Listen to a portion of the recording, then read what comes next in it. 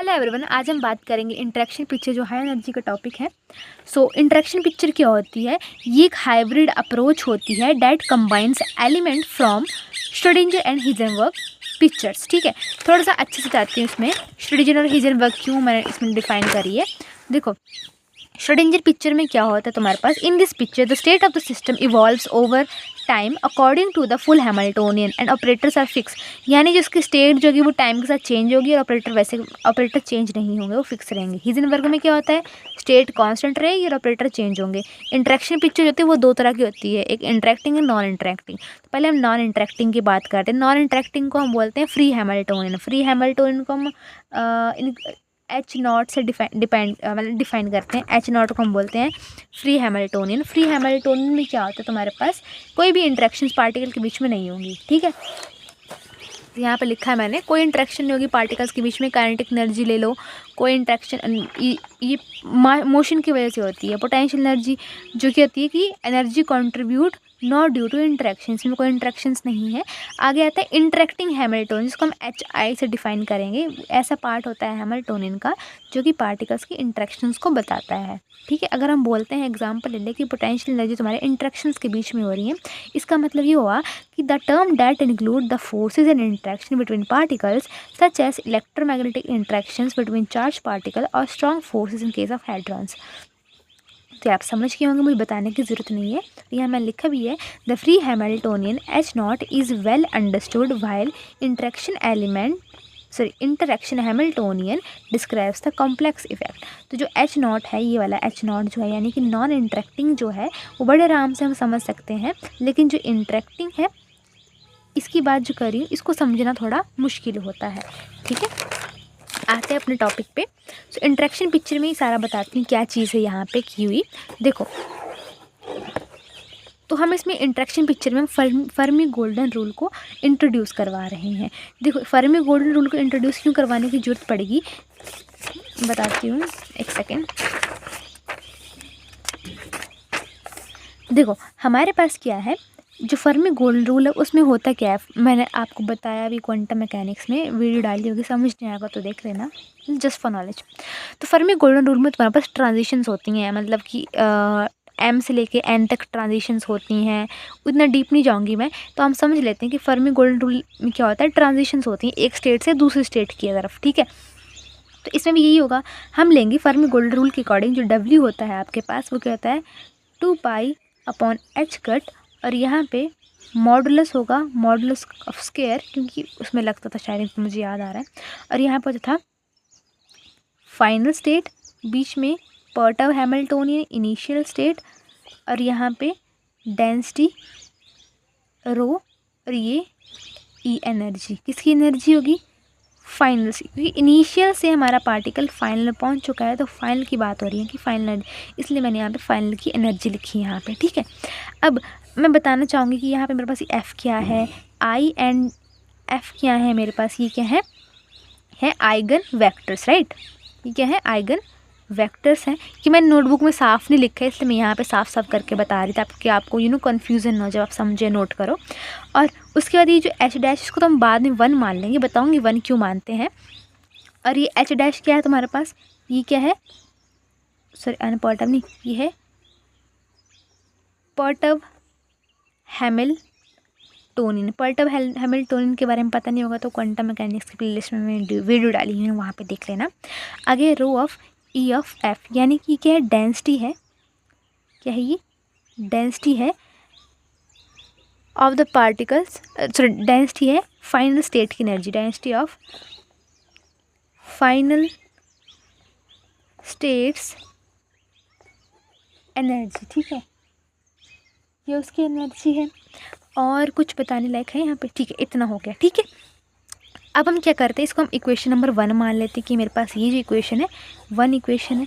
अब मैं क्या करूँगी आपके पास, हम पता है कि हैमिल्टोनियन को कैसे लिख सकते हैं, हैमिल्टोनियन के 2 हिस्से होते हैं, एक इंटरेक्टिंग और एक नॉन इंटरेक्टिंग। तो नॉन इंटरेक्टिंग को यानी फ्री पार्टिकल फ्री हैमिल्टोनियन बोलते हैं, और ये हो गया इंटरेक्टिंग एच नॉट और एच आई करके मैं इसको नाम दे दूँगी।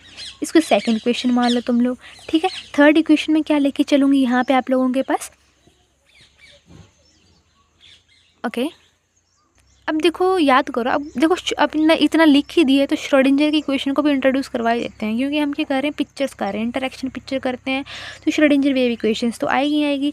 तो मैं जानती हूँ कि जो श्रोडिंजर वेव इक्वेशन होती है वो क्या होती है, वो होती है E psi is equals to H psi. तो यू क्या बोलते हैं, I curl by curl T. Psi को मैं कुछ इस तरह से लिखूँगी, साई टाइम डिपेंडेंट है ना, टाइम के ऊपर डिपेंड कर रहा है ये, और कैट के अंदर इस तरह से, और इसको साई ऑफ टी, ये भी कैट के अंदर, ठीक है। इसको तुम थर्ड इक्वेशन मान लो। अब तुमने क्या करना है, ट्रांसफॉर्म कर रहा है, यानी कि तुमने श्रोडिंजर को इंटरेक्टिंग पिक्चर में बदलना है। तो तुम उस पिक्चर को कैसे बदलोगे, देखो तुमने इंटरेक्शन पिक्चर बनानी है, राइट। तो यहाँ पे इंटरेक्शन बनानी है, तो कैसे लिखोगे तुम, यहाँ पे लिखोगे exponential of iota H not of T. अगर तुमको पिक्चर्स तुमने क्वांटम में पढ़ी, तुमको याद होगा ये क्यों लिख रही हूँ, कैसे लिख रही हूँ, इस तरह से लिखूँगी एक्सपोनेंशियल, और यहाँ पे साई टी ये कैट के अंदर है, ठीक है, और एस, इसलिए पिछला हुआ अगर तुम लोगों ने रट्टा मारा होगा तो तुम्हें समझ नहीं आया, क्वांटम मैकेनिक्स पढ़नी पड़ेगी, ठीक है। इस तरह से हो गया, इसको हो गया फोर्थ इक्वेशन में मान के चलूँगी, ठीक है। अब मुझे क्या करना है, इस चीज़ को डिफरेंशिएट करना है, राइट।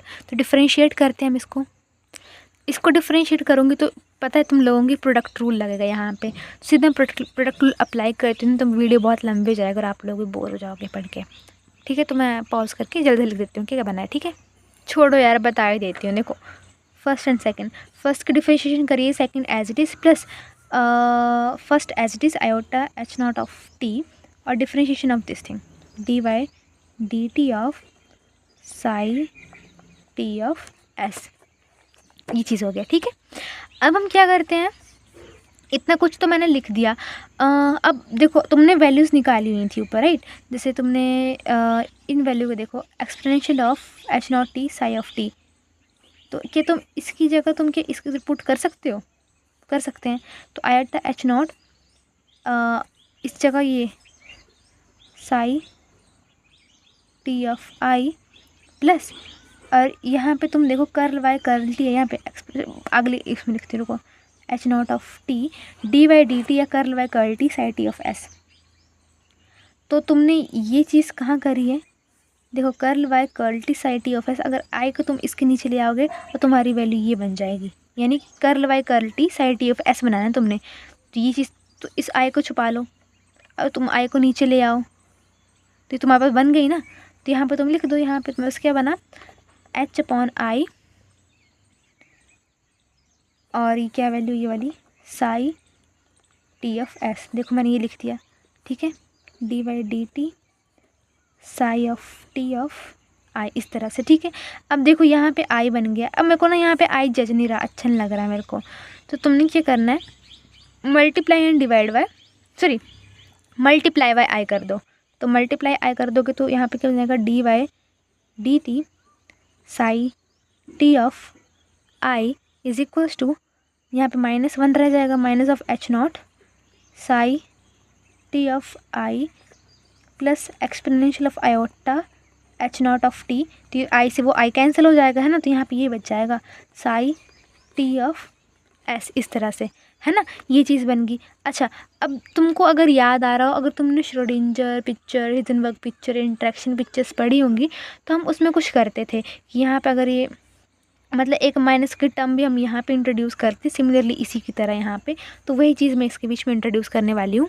या तुमको एक छोटा सा बेसिक बताऊँ मैं, रुको एक बताते एक पेज पे,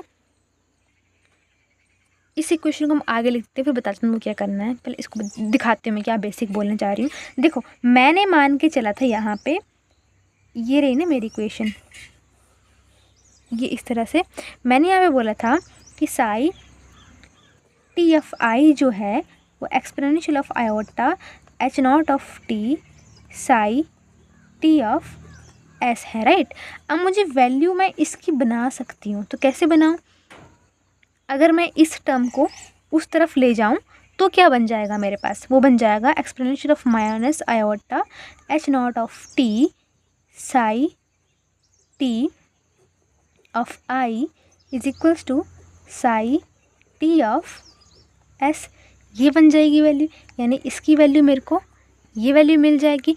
क्या मैं ये जो वैल्यू बनी मेरे पास, ये जो वैल्यू बनी, क्या मैं इसको यहाँ पुट कर सकती हूँ? ऑब्वियसली। चलो पुट कर देते हैं इसको, ठीक है। क्या बन रहा है? Iota D Y D T psi T of I is equal to minus H not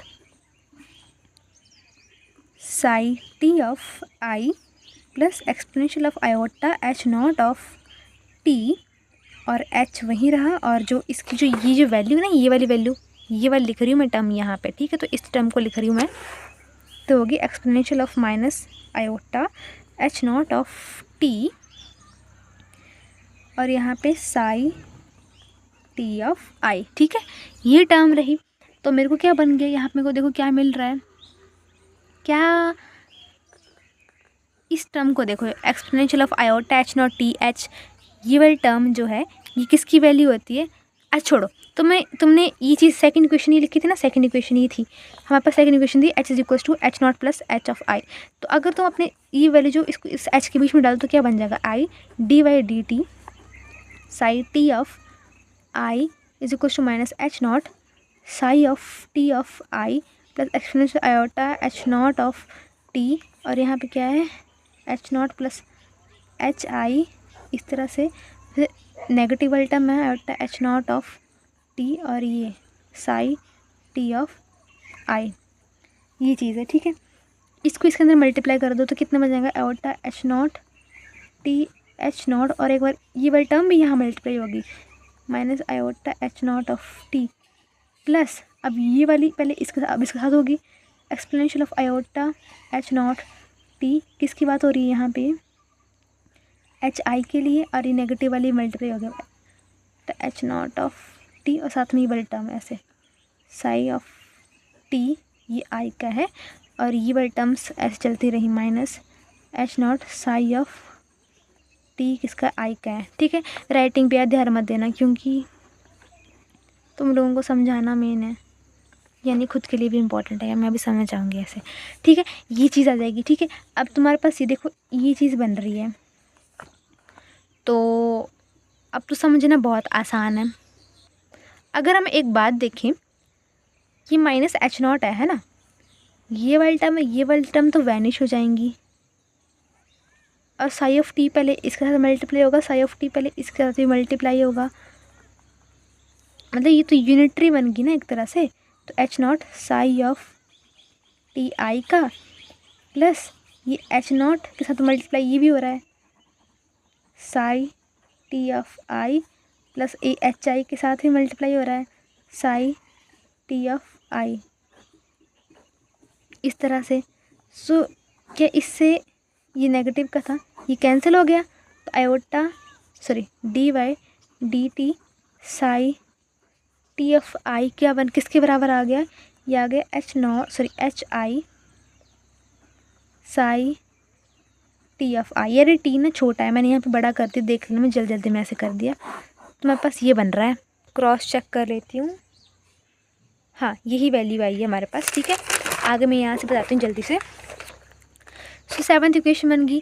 तो अब हमारे पास बात करेंगे similarly an operator A in Schrodinger picture related to operator A I of T in interaction picture by unitary transformation. तो वो जो हमने बनाया था ना, मैं तुम यहाँ पे दिखाया नहीं, लेकिन ऐसे मैं जस्ट बता रही थी कि ये जो चीज़ है, ये वाली चीज़, इस इक्वेशन की बात करिए, ये बीच में ऑपरेटर है आपके पास, ठीक है। इसको हम इस तरह से लिख रहे हैं। सो आप इसको ऐसे भी लिख सकते हो। तो सेवन्थ इक्वेशन और नाइन्थ इक्वेशन है जो हमने लास्ट रिजल्ट निकाला दूसरी कॉपी में, और ये वाली इक्वेशन जो है ये इक्वेशन है श्रोडिंगर इंट्रैक्शन पिक्चर की, और इसको हम इक्वेशन ऑफ मोशन बोलते हैं। तो that's all for today, thank you so much.